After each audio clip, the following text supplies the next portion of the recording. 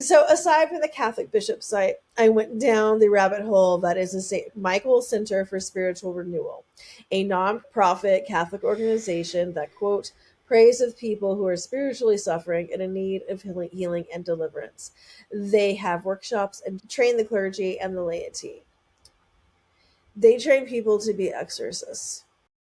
So remember the programs that people were talking about and things. So this is one of them.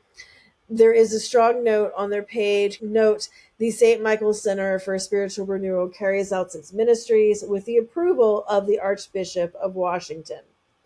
Oh. The deliverance prayers used and shared among those who make use of its services do not involve the administration of the sacraments, nor do they include constitutive blessings. They are invocations of the grace of the Holy Spirit to deliver individuals, families, and communities from the influence and power of evil, and therefore may be used by individuals or shared and prayed collectively using the means of electronic communication.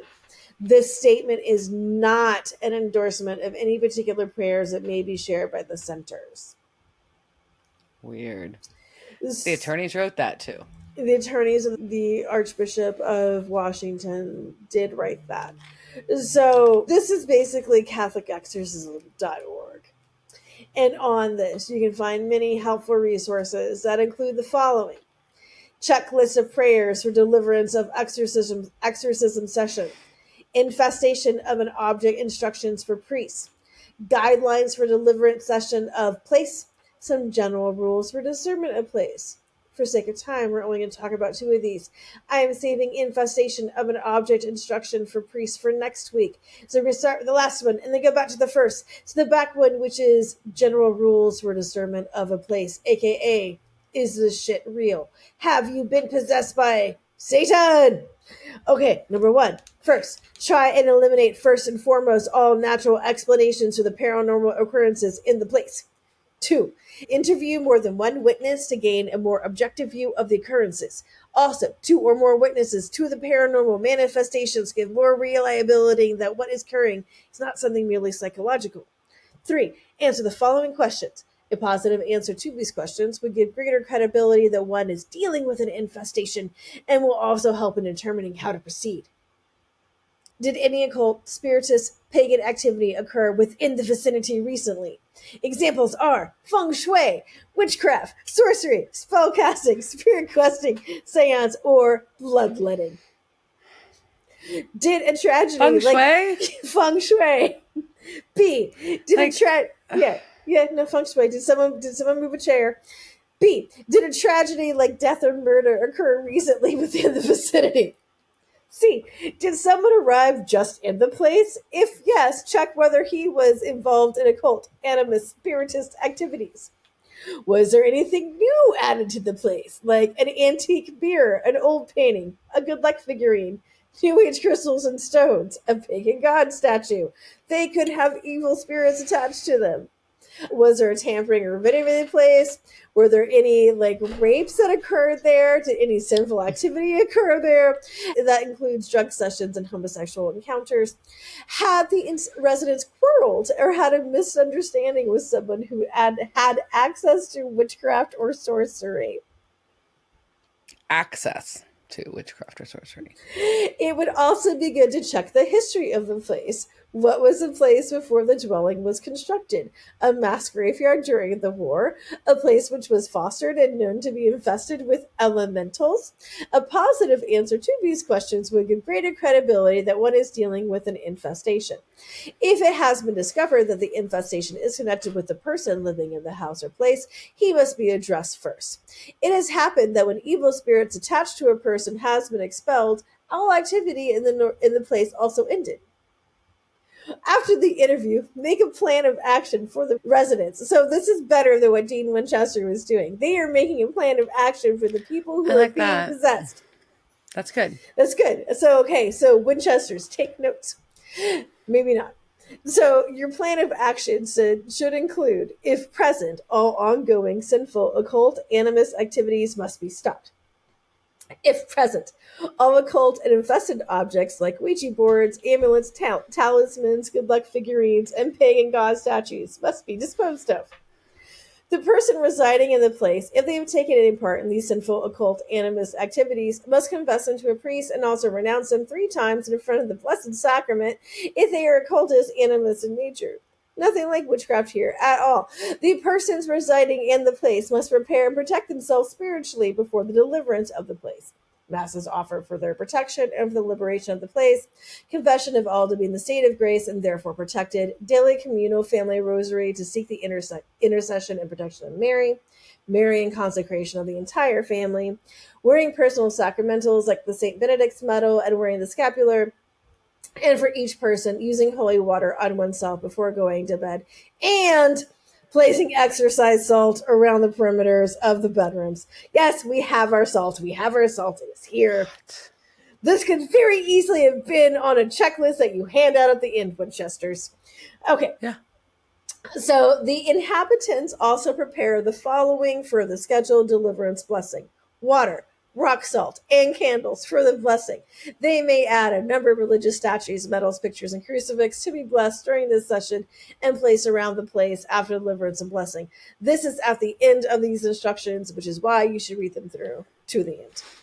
So, okay, and I said there's me too. So there's the second one. So back to the first checklist of prayers for a deliverance session or a solemn exorcism, where I read these prayers can be found in the app Catholic Exorcism. So yes, there is an app for that, which of course I fucking downloaded. So on the front of the app, you basically go in, there's a whole picture of like St. Michael. It says St. Michael Center for Spiritual Renewal. You can check on prayers, resources, favorites, learn more, or contact. If you go to the prayers page, you can go to prayers for priest exorcists, deliverance prayers to be used by any priest, prayers for those assisting priests in exorcisms and deliverance praying, blessings used by priests, deliverance prayers for laity, and deliverance prayers for deacons. So scrolling through those, this is like, what are some of the prayers I can find in here? The first one, one of them is the worst spa treatment ever, which is deep scrub with the precious blood and the fire of the Holy Spirit. Huh. There are some Druid renunciations. So they do caveat that Druidism is not an organized religion, but rather a collection of people who have generic beliefs about the supernatural world. As such, these renunciations are based on those generic beliefs. Damn. So at least they specify. They're very specific that you have a prayer you can say to renounce your Druidism. There is a prayer for one who has eaten something defiling. So within it, basically they want God to grant remission to thy servant who has tasted and eaten filthy meat or impure food or taken anything from idols, and which was bonded to unclean spirits, which thou hast forbidden to be eaten in thy holy law, and forgiven him who has partaken of such involuntarily. So if you accidentally eat some unclean meat, there's a prayer for that. One I thought we might enjoy was a prayer for decommissioning tattoos. And so within it, they can invoke the keys of St. Peter and decommission the tattoo and break and sever each and every connection between that tattoo and the evil one and his associates. You can exorcise this image and the ink used to make this tattoo and each server and et cetera, et cetera. Damn it. There was one in here I forgot that I didn't put in, but there is one for the technology that is used within the exorcism, and it includes all the servers and the firewalls. But to give you some more ideas about the people who put this app together, I would say don't forget to check out their blog where you could read things like Exorcist Diary number 262, The Dark Fruits of Witchcraft, and Exorcism Diary number 255, Ouch, Cut by Demons.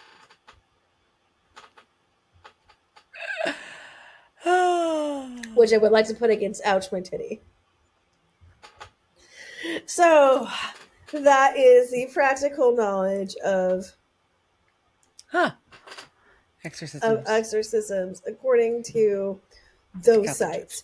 And I will say that the first ones, those are heavily churched. The app, I still I was doing some back ass hand flips trying to figure out who actually owns that app in the St. Michael Center. They are like I can't tell if priests actually use it because there are priests on the St. Michael Center, right? There's monsignors who are running it. There's monsignors who are clearly doing exorcisms off that page. However, I don't know if that's like if I was a priest, like those that's a training they would go to. You follow? I got you. Yeah, like it's like okay, like there's canon law, which is like most of the exorcisms follow the canon law. And those are different from the things that are on that app. And they said that though, right? They said this isn't sacramental. Yes. This is different. I don't know. Interesting. I don't know. It's fucking fascinating. I like that the rating for the Catholic Exorcism app is 12 plus years old. In case you wanted to know. I'm glad that you recommended age requirement. Yeah, no, it's not tracking data on you if that helps. Sure. I mean, can I do the exorcism to get just stop tracking my data? Oh my gosh, maybe. Okay. Oh,